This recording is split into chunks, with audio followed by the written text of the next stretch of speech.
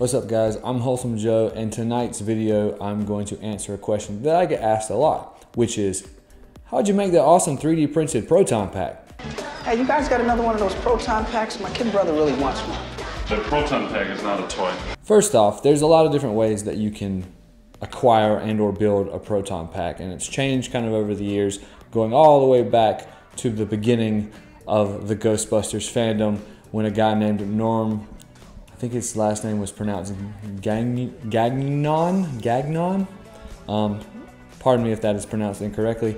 He produced a set of Proton Pack plans involving a metal cake pan, a Pringles can, and a bunch of other odds and ends. And for the longest time, that was the only way to build a Proton Pack. Obviously, we've come a long way since then, and now we have fiberglass shells of the actual molds of packs that have lineage to the movie. We have the HasLab pack that you could have purchased not that long ago through Hasbro. Spirit Halloween has their own version of the Proton Pack, and you can make them out of just about anything. People have used foam, wood, what have you. But in this video, we're just going to be talking about how to build a 3D printed Ghostbusters prop. And honestly, there's only one place or one set of files that I think are worth downloading to build a 3D printed Proton Pack. They are the most accurate, currently the most accurate 3D printed files that you can get. They are located over at a Facebook group called 3D Printed Ghostbusters Props.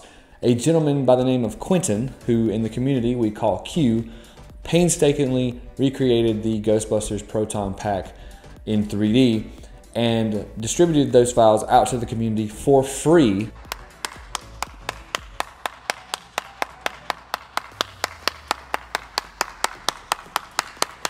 So that anybody can download them, anybody can print them on whatever printer that you have. He's even made it so that most of these files will print without supports. Human sacrifice, dogs and cats living together, mass hysteria. Which is really awesome. And you can also print them on smaller printers like your Ender 3s and what have you. So if you go to the 3D Printed Ghostbusters Facebook group, which I will provide a link to in the description, you can find an entire community based around these files. Now, they've gone through several iterations, starting from Mark 1, and I think we're at Mark 4 now, thanks to another friend of mine who goes by the name of Tacobelli, which you've probably heard that name before if you're in the Ghostbusters modding community, as he has provided a lot of mods for the Spirit Halloween packs, as well as some of the Hasbro stuff. And he has a pretty awesome smoking trap kit. I will leave a link to his shop and his site in the description below as well if you want to check out his stuff. But he has now sort of taken over where Q left off and has created what most consider to be now the absolute most accurate 3D printed Proton Pack files that are currently available. They're the closest that you can get to it being a screen accurate build.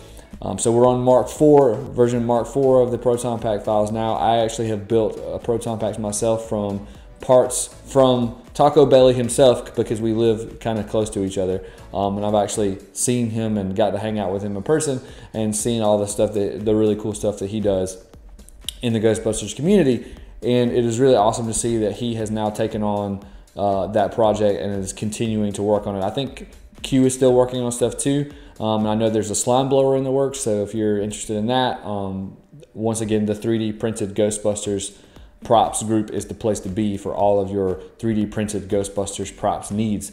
I'm thinking about doing a tutorial about how to put together the 3D Printed Proton Pack, so if you're interested in that, leave a message in the comments. Let me know if that's something you would like to see, because I know a lot of people have questions about that, and maybe you're a visual person like I am and you want to see someone else go through the struggles of putting one of those together. It is pretty easy once you get all the parts printed, and to be honest, his files are very well done. It's almost self-explanatory how everything goes together, but you know, sometimes people want to see a visual of that. There's also a PDF that you can purchase, I believe, from Q's Etsy that has instructions on how to put everything together, and it lists all the screws and little bits and bobs that you need in order to put one of these Ghostbusters Proton Packs together if you were to 3D print it. Now, there's a couple of questions I think I should answer that I see a lot in the 3D Printed Ghostbusters Props group. And maybe this will be kind of like a reference for people who might want to know information about various things in regards to what it's going to take.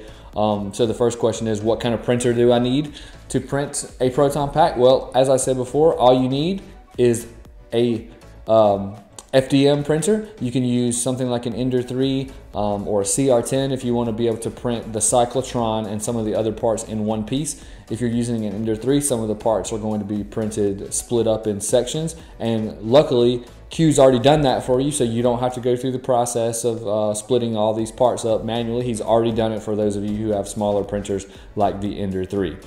The second question we get is, how much filament is it going to take to print an entire Proton Pack? Well, that's kind of a varying.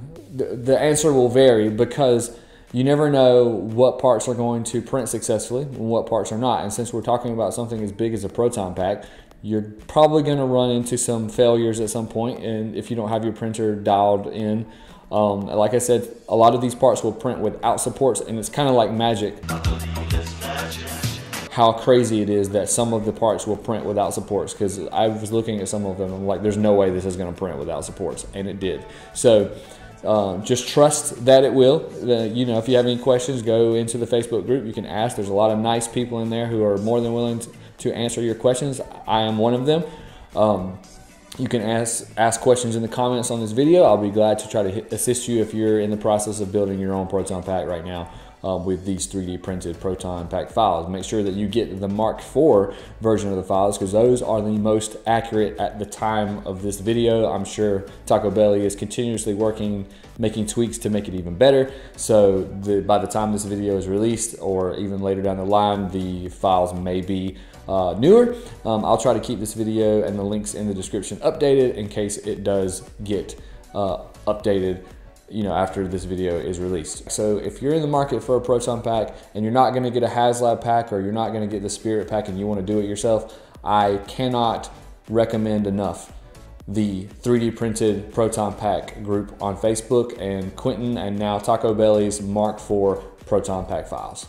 If this video helped you, make sure you hit the bell, like, subscribe, and leave me some comments. Let me know what other kind of videos you want to see.